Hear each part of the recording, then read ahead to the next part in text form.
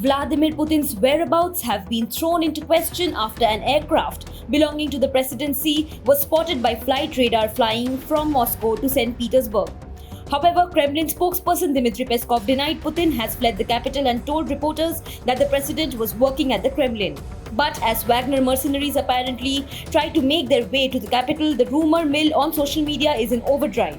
Some users have noted that according to the flight radar tracking service, Putin's plane, special aircraft II-96300PU, left Moscow at 2:16 p.m. local time and headed northwest. The plane then apparently disappeared off the system northwest of Moscow.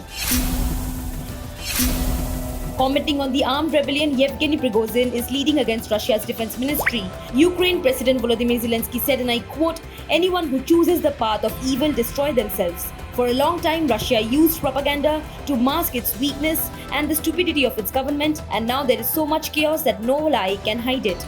Russia's weakness is obvious, full-scale weakness, and the longer Russia keeps its troops and mercenaries on our land, the more chaos, pain and problems it will have for itself later," Zelensky said.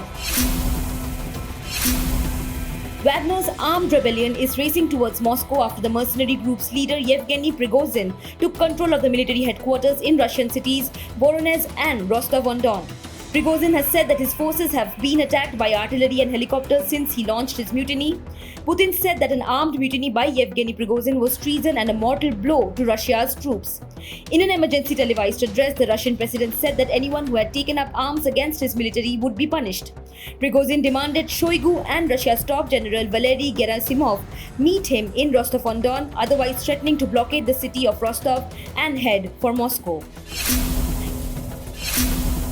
Prigozhin, the owner of the Kremlin-allied Wagner Group, has escalated what have been months of scathing criticism of Russia's conduct of the war by calling on Friday for an armed uprising to oust the defense minister. Russian security services reacted immediately, opening a criminal investigation and urging Prigozhin's arrest.